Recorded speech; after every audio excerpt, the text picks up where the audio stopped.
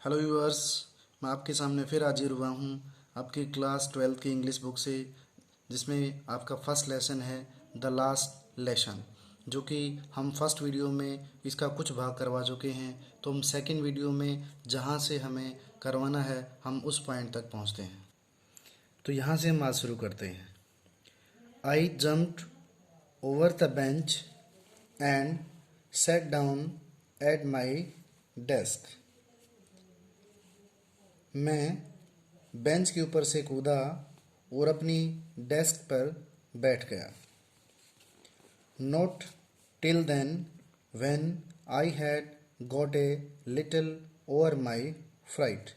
तब तक मैंने अपने डर पर थोड़ा सा काबू नहीं पाया था, यानी तब तक मैं अपने डर पर थोड़ा सा भी काबू नहीं पा चुका था। Did I see that our teacher had on his beautiful green coat, his frilled shirt, and the little black silk cap, all embroidered, that he never wore except on inspection and prize days. तब तक मेरी नज़र इस बात पर नहीं गई थी कि हमारे अध्यापक ने अपना सुंदर हरा कोट, फ्रिल शर्ट यानी अपनी झालरदार कमीज और छोटी सी काले रंग की रेशमी टोपी पहनी हुई थी, जिस पर पूरी कढ़ाई की हुई थी, जिसे वह इंस्पेक्शन या जब इनाम वितरण होता था केवल उन्हीं दिनों में पहनता था, उनके अलावा वो कभी नहीं पहनता था। Besides the whole school seem to strange and सोलम।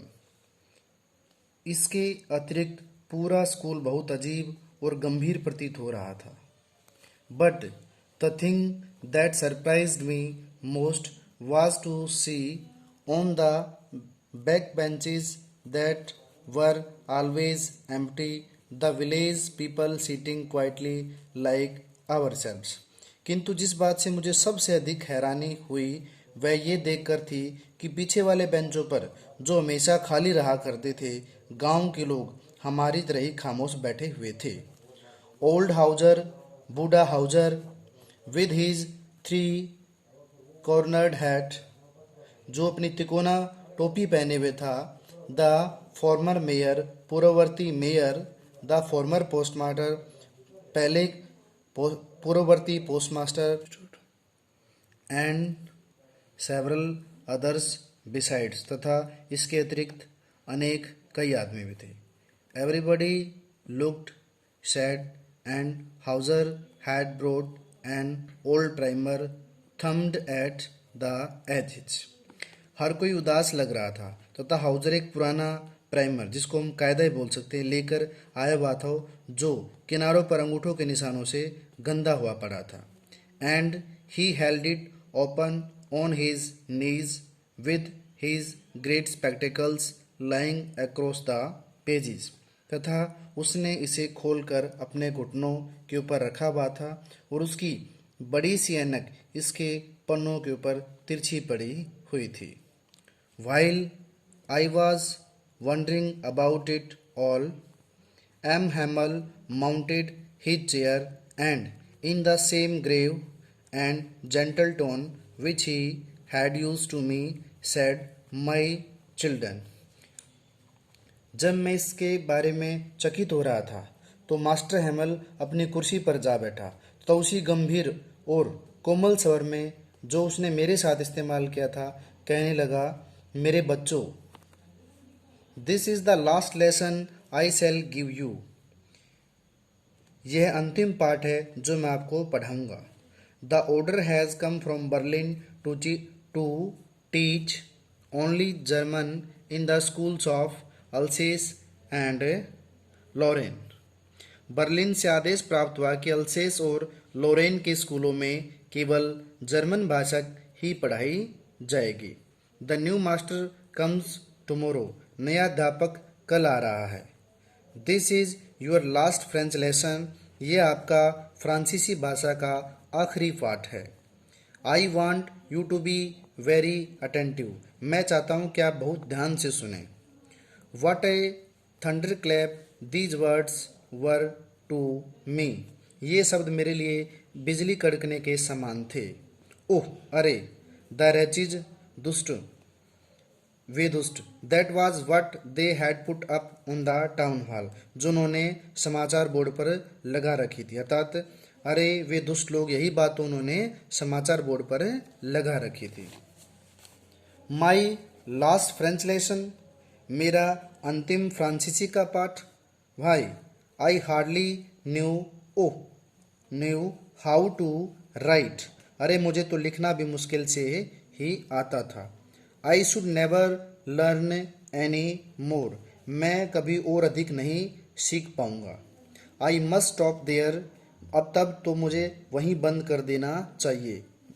ओह अरे, how sorry I was for not learning my lesson, मुझे कितना दुख हो रहा था फॉर सीकिंग बर्ड्स एग्स और गोइंग स्लाइडिंग ऑन द सार, कि जो मैं अपने पाठ याद नहीं किया करता था, पक्षियों के अंडे ढूंढता रहता था, अथवा सार नदी पर घूमने के लिए चलाया जाया करता। My books that had seemed such A nuisance A while ago, so heavy to carry, my grammar and my history of the saints, मेरी पुस्तकें जो कुछ ही पल पूर्व मुझे एक बड़ी सिरदर्दी महसूस होती थी, उठाने में इतनी भारी लगा करती थी, मेरी व्याकरण की पुस्तक और मेरी संतों के इतिहास वाली पुस्तक अब मुझे मेरे पुराने मित्र लगने लगी थी। अर्थात were old friends now and that I could not give up, जिन्हें मैं नहीं छोड़ सकता था। एंड एम हैमल टू, और मास्टर हैमल भी। The idea that he was going away, कि उसके बारे में विचार कि अब वह जा रहा था। That I should never see him again, मैं उसको फिर कभी नहीं देख पाऊंगा। Made me forget all about his ruler and how cranky he was, कि मैं उसके रूलर के बारे में सब कुछ भूल गया तथा ये बात भी कि वह कितने बुरे स्वभाव वाला व्यक्ति था, हमारे साथ कितना बुरा स्वभाव रखता था। पुअर मैन, बेचारा आदमी। It was in honour of this last lesson that he had put on his fine Sunday clothes, यह उसके अंतिम पाठ के सम्मान में था कि उसने रविवार के दिन वाले अपने बढ़िया वस्त्र पहने हुए थे। एंड नाउ आई अंडरस्टूड, तथा मैं समझ गया था कि why the old man of the village were sitting there in the back of the room, अब मैं समझ गया कि गांव के बूढ़े आदमी वहां कमरे के पीछे की तरफ क्यों बैठे हुए थे। It was because they were sorry too that they had not gone to school more, इसका कारण यह था क्योंकि वे भी उदास थे कि वे अधिक बार स्कूल नहीं आया करते थे। It was their way of thanking our master for his 40 years of faithful service and of showing their respect for the country that was theirs no more, यह उनका एक तरीका था हमारे अध्यापक का धन्यवाद करने का कि उसकी निष्ठा भाव से 40 वर्ष तक अपनी सेवा की और देश के प्रति उनका सम्मान व्यक्त करने का, जो अब उनका नहीं रहा था।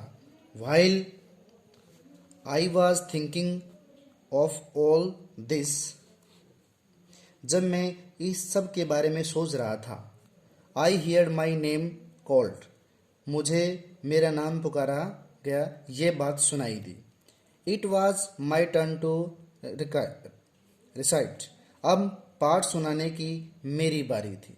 What would I not have given to be able to stay that dreadful rule for the participle all through, participle के उस भयानक नियम को बहुत ऊंचे और स्पष्ट स्वर में बिना कोई गलती किए और पूरे का पूरा कह पाने के योग्य होने के लिए क्या मैं कुछ करने को तैयार नहीं था। But I got mixed up on the first words and stood there holding on to my desk, my heart beating and not daring to look up, किंतु मैं पहले ही शब्दों में उलझ गया। वहाँ खड़ा रहा, अपनी डेस्क को पकड़े हुए। मेरा दिल धक धक कर रहा था तथा मैं ऊपर की तरफ देखने का साहस नहीं कर पा रहा था। आई हियर्ड एम हेमल से टू मी, मैंने मिस्टर हेमल को मुझसे कहते हुए सुना। I wouldn't scold you little French, मैं तुम्हें नहीं डांटूंगा नन्हे French. You must feel bad enough, तुम्हें वैसे ही काफ़ी बुरा लग रहा होगा। सी हाउ इट इज़, देखो स्थिति क्या है। Every day we have said to our selves, प्रतिदिन हम स्वयं से कहते रहे हैं वाह वाह अरे। I have plenty of time, मेरे पास बहुत समय है। I will learn it tomorrow, मैं इसे कल याद कर लूँगा। And now you see where we have come out, और अब तुम समझ गए हो कि हम कहाँ पहुँच गए हैं। अरे that's the great trouble with Alsace, she puts off learning till tomorrow. Oh, Alsace के साथ ये बहुत बड़ी मुसीबत है, यहाँ के लोग सीखने का काम आने वाले कल पर टाल देते हैं।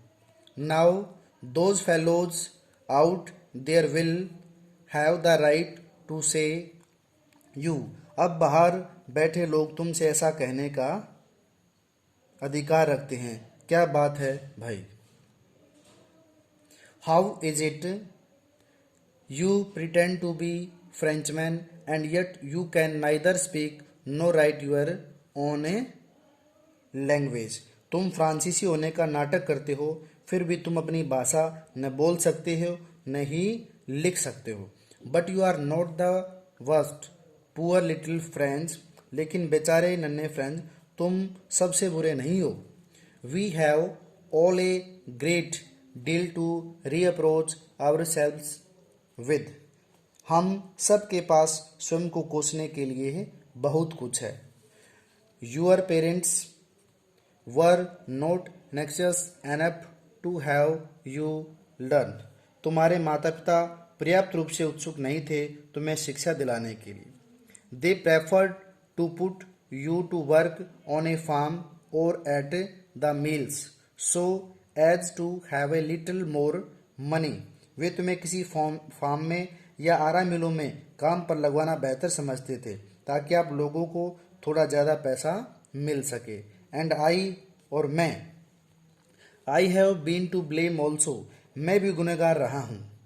Have I not often sent you to water my flowers instead of learning your lesson, क्या मैं तुम्हें कई बार तुम्हारा पाठ याद कराने के बजाय मेरे फूलों को पानी देने के लिए भेज देता था। And when I wanted to go fishing, और जब मैं मछलियाँ पकड़ने के लिए जाना चाहता था, did I not just give U A holiday, तो क्या मैं तुम्हें छुट्टी नहीं दे दिया करता था। तो व्यूअर्स, आज के लिए ये लेसन यहीं तक हम करेंगे। आप इस वीडियो को लाइक करें, और यदि आप हमारे चैनल पर फर्स्ट टाइम आए हैं तो हमारे चैनल को सब्सक्राइब करें और कमेंट करना न भूलें, क्योंकि आपके कमेंट्स अच्छे हों या बुरे हों तो हमें आने वाली वीडियोज़ में सुधार करने का मौका मिलेगा। Thank you.